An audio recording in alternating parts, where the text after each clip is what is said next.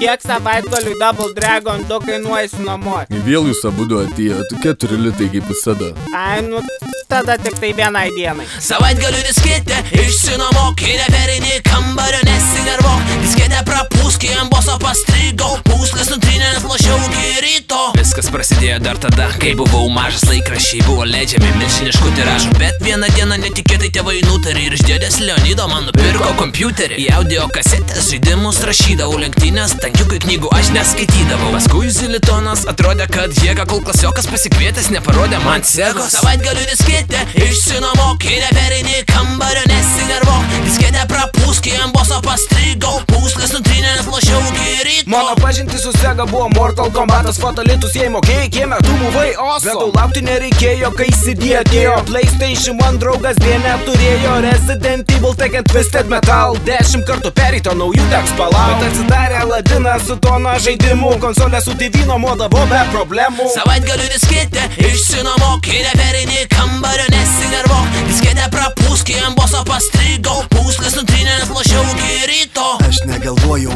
kai žaidžiau, 13 kilogramų per naktį numečiau. Mergos drugeliai, Vinsono pakeliai, per naktį aš savo levelį kėliau. Viskas atrodė iš pradžių normaliai, myždavau į kibirą, šprotai ant kelių. Vaikštų labirintų, nerandu savo panelių, nesnauskit mergaitės, mano levelis kelias. Savaitgaliui disketę išsinuomok, ir neperini kambario nesinervok. Disketę prapūsk, ant boso pastrigo, pūslės nutrynės lošiau iki ryto. Savaitgaliui disketę išsinuomok, ir neperini kambario nesinervok. Disketę prapūsk, ant boso pastrigo, pūslės nutrynės lošiau iki ryto.